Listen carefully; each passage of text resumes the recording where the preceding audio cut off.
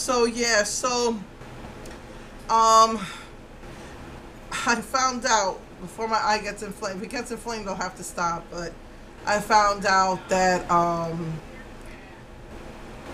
what I'm suffering from, what when I wake up with this like having like a panic or an anxiety, I fall asleep and wake up very quickly. It feels so violent to me. Um, Last week I spent 2 nights without sleeping, and I seriously felt like I needed to go to a mental institution. It was that bad, and I looked it up. I thought it was sleep anxiety, and it's not, because sleep anxiety is just that you can't sleep because you're anxious about something, or you're worrying about something, or you can't turn off your mind. Like my son, for me, that's not what it was. I was severely anxious over my daughter. She wasn't healing as quickly as she should have. They were saying she'll start feeling, the worst day will be at they said the third or fourth day, and then she'll start getting better. And it was like, no, she was like, wasn't getting better, and still it's been a week and a half. So it's today makes the 10 days. They said 10 days, and she still can't eat.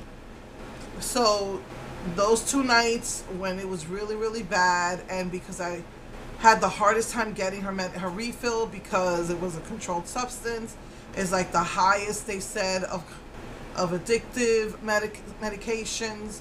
I had the worst time trying to find it. The smaller pharmacies told me they didn't have it. Whether they were telling me the truth or not, I don't know, because when I called a bigger pharmacy, they said, well, they're not allowed to give you that information over the phone. And I'm like, how the heck am I supposed to get my daughter's medicine if you don't tell me you're carrying it? The doctor had already called it into 2 pharmacies. She can't keep calling it into different pharmacies. So I said, look, she called it into the smaller pharmacy, Walmart pharmacy. Call them so you know that I'm not, lying. And so they did. And then they said, yes, tell your doctor to call us. We have it.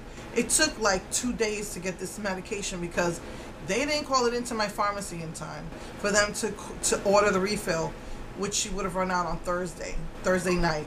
And she did. She ran out Thursday night, Friday morning, I think. And they didn't call it in. They called it into the wrong pharmacy.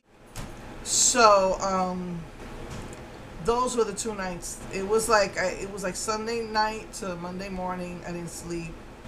I had one of those where every time I tried to sleep, I would wake up.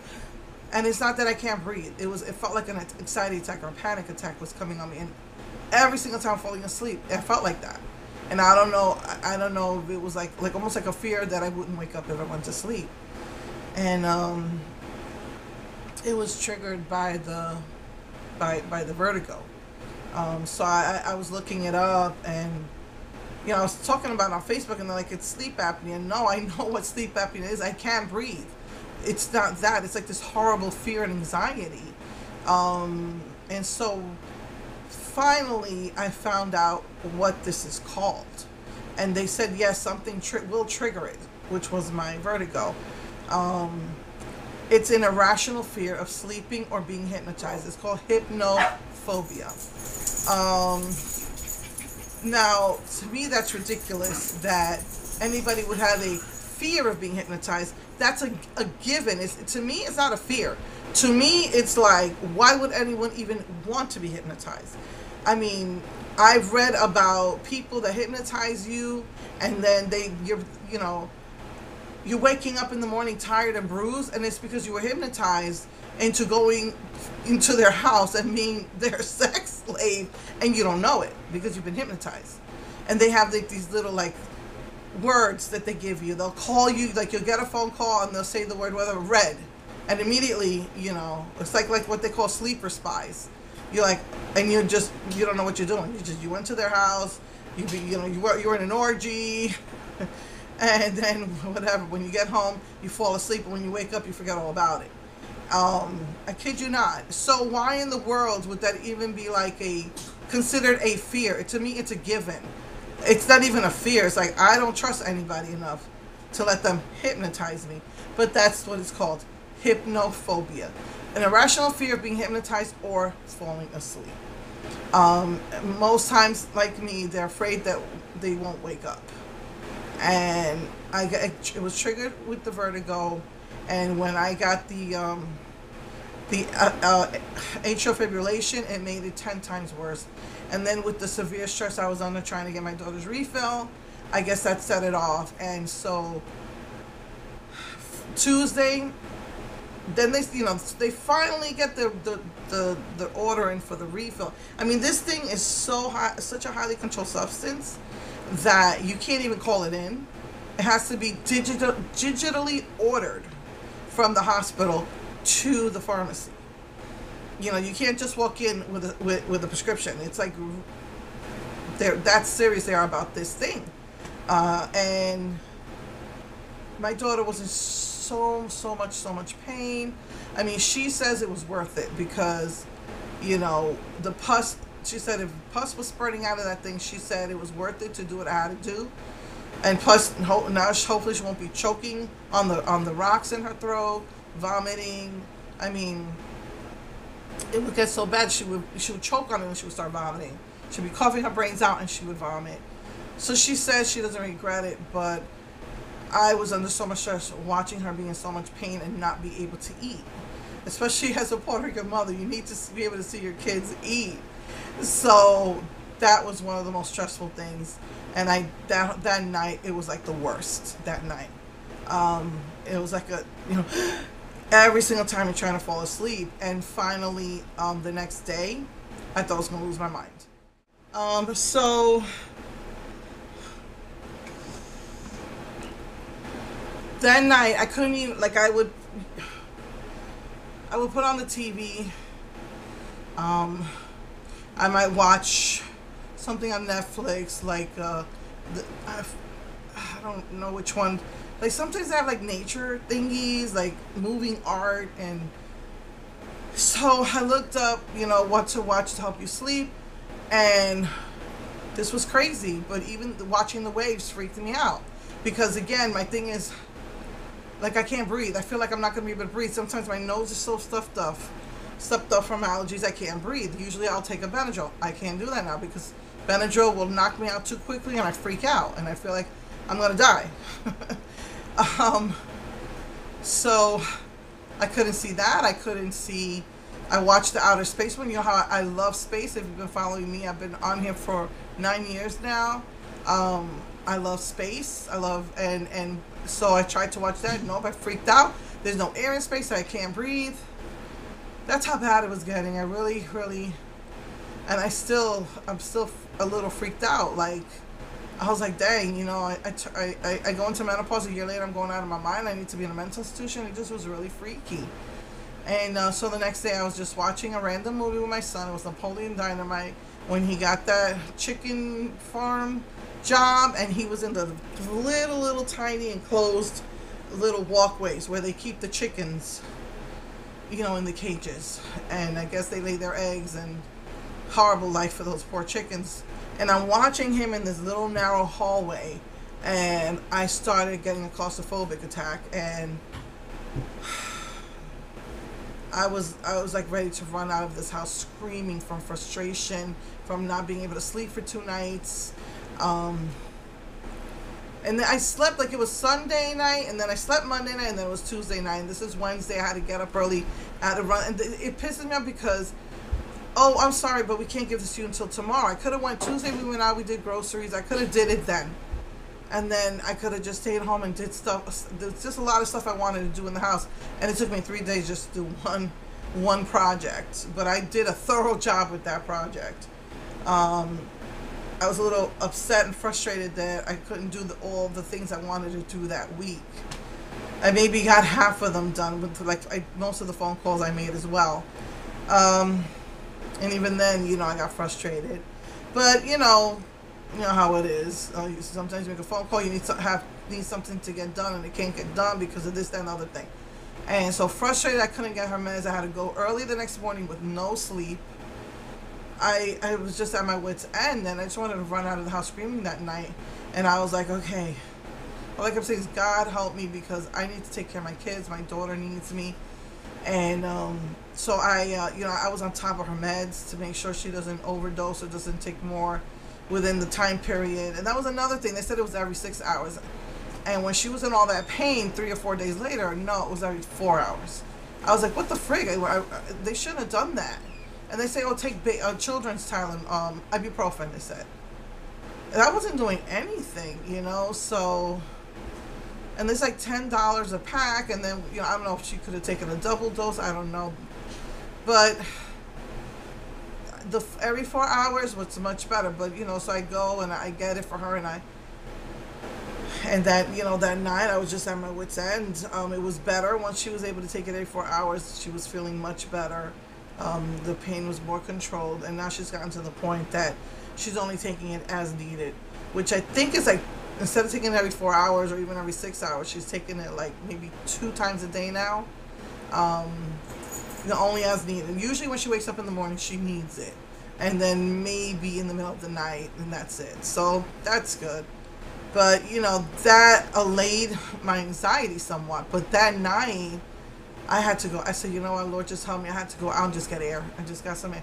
And it's freaking humid right now. Thank God there was a tiny breeze, and it made me feel like I'm getting air. I had to do a Princess and the Pea. I can't have the fan right in my face, or I feel like I can't breathe. I'm just taking extra allergy pills in the night if I feel like I can't breathe from my nose. And it's not sleep apnea. I've had that. I know what that is. I know when I was in the hospital, my nose got clogged, and I wasn't allowed to take allergy pills because they didn't have the doctor's permission to give it to me, even though the nurse said they would. And they gave me oxygen, and that made me feel better. My doctor said to see a pulmonist. So I'm going to look into that, to take oxygen at night to help me breathe. But, you know, of course, I always have these dreams that I'm being suffocated. And in the dream, it's not that I can't breathe. It's that someone's putting a pillow over my head, or putting a blanket over my face, and I have a panic attack in my dream and wake up gasping. It's not that I can't breathe. It's the anxiety and the fear of that suffocation. And, you know, who knows? Maybe it's because, you know, my life, maybe I feel life suffocates me. I don't know. So what I did was I propped up my pillows really high. My arm was kind of hurting me because my arm wasn't comfortable. But that helped keep my nose from getting clogged. It doesn't always work. I had to prop up like 4 pillows. I have to keep the night light on because I've been waking up disoriented ever since the vertigo. I keep my phone battery light on. I got an extension cord. I have to keep it plugged in at night. I hope my phone doesn't burn out too quickly. So, you know, I have to take measures. I also have my earphones ready to hear music to help me sleep. All I know is that night, that Tuesday night, nothing was helping. Nothing was helping. And every time I fell asleep, it was like, and so, I don't know. I just took all of these steps, just like a Princess and the Pea, took all of these steps to make myself feel more safe. Because that night, my husband, he had an emergency call, and he closed the door. Well, we keep the door closed because Juju hears a noise, so like outside in the hallway, and she will start freaking out, and she starts barking and scaring everybody to death. So I keep her in the room with the door closed, so she doesn't keep hearing any neighbors moving around and scaring us, you know, out of our wits in the middle of the night. But he left the room, and all of a sudden I felt like I was enclosed. Like I felt like I was going to suffocate. I felt claustrophobic was the word. Not the suffocation, but claustrophobic. I had to turn on the lights. I mean, you know, it was like, this is really crazy. And they said that you would need to see it. I was looking it up. You need to see a therapist. They could make you face your fear, but that could make it worse, which I know in me it would. So I'm like, crap, how am I going to pay a therapist? When I remembered, I've met all my out-of-pocket now, so I could probably do that if my insurance covers that. But right now, I did that to allay all my fears. I have my earphones for music. I have my night light, so to speak. I might get an actual. It's just that this apartment is so small. All the plugs are covered by furniture. So I don't know how well a nightlight would work in that situation. So usually I have a nightlight in the bathroom, and that's usually enough, but never ever, you know, I don't know if anybody out there knows what hypnophobia is, if you've been through it, what helped you. or if you know about it and what can help. But yeah, it was like, it's just really trippy. And I was like, all I could do is pray to God to help me get through it. And I was fine for a whole week. I was fine. And it happened again last night. Not as violently, but I'm not worried. Stephanie's feeling better every day. Thank God. My only concern, what's worrying me now, is that my stomach is swollen again. It's all swollen. It's this burning, painful sensation, throbbing. You can see it in my face. This infection is in my body. And I think the worry of, are they going to accept this? Am I going to have to fight? How long is it going to take for them to accept it? I've done the, I've done the out of pocket, so it has to be this year, so this way I don't have any bills, and so all of these things, I guess, are worrying me, but it's not keeping me up. I don't know why. It was happening again last night. Now, not as violently as it usually happens. I would just doze off and dream for like a minute and then wake up. I'm like, what's going on? Fall asleep, dream for like a minute, wake up. And this was happening all night last night. Finally this morning, I just went out on my sofa. I tried to, keep my, put myself in a comfortable position. I have a cheap recliner, so it doesn't work well. Like, it won't recline. The legs come up too high. The back won't go. It doesn't stay back. It keeps popping back forward. So I got it at Walmart. If I had money, I would buy those $1,000 ones. Electronic, and it lifts you out of the chair. Oh my goodness, if I had the money, I would do that. But anyway, just did the best I could. I finally slept for about an hour and a half until my husband saw that I was struggling to breathe because my head kept going forward because I couldn't get it to lean back right. And he pulled the pillow out because he got scared and woke me up. So I was hoping to get about 3 hours sleep. I got about an hour and a half. But I just rested. Like I said, it wasn't like a violent thing like usually is. This is just wake up. Fall asleep, wake up. Like maybe sleep for about a minute. But I just laid in that bed, just kept resting. So I just rested for the other hour and a half or whatever. Rested for another 2 hours before I got up. But yeah, that's something really freaky. It's like if it's not one thing or another with me. I never ever thought in my life that when I got older that I would be going through all this craziness. Infections in my body, AFib, atrial fibrillation, it's called AFib, and these freaking hypnophobia. So yeah, they said it's always triggered by something, and it's an irrational fear of sleeping. So I don't know, but anyway, yeah. So that's what's been going on with me. Thank God my daughter's getting better. This week I'm gonna call the doctors to find out what's what with these surgeries. I'm like, if I stressed out over her tonsils, am I going to imagine me stressing out over a reduction? So, that's going to be a lot more because taking out the tonsils is, they're actually cutting the meat out when they're doing the reduction. So, but with me, it's no meat coming out. It's just fat and skin. I'm just hoping that all of this just happens and we heal quickly. Thank God Stephanie's finally feeling better. So yeah, so that's what's been going on with me. Anyway, so hopefully, next week, now that I have my summer, gosh, it's like, I don't know if I'm gonna finish the Flights of Fancy, and then like I have the Peach collection, and I have the Neon collection here, so there's a lot of things I'm gonna be doing. And I think I might finish up the 10 pans, the first 10 pans that Wet n Wild came out with, and then I think I'm going to work on the old ones that I bought. So I think I'm going to work on those because they are old, and I know one of them smells a little stale, and so I think what I'm going to do is actually start using those on a regular basis before they go like fully bad on me. So anyway, okay, so I will see you guys next week. Just if anyone knows anything about hypnophobia, please let me know what you know, if you've been through it, what you've done for it, what needs to be done for it.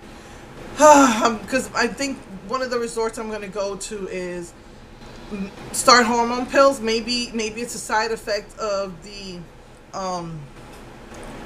menopause. Anxiety is a part of menopause as well. So, you know, maybe I don't want to take hormone pills because I always get bad side effects from those things, but give it a try and see if that helps. So anyway, okay, love you all. Mwah. Bye.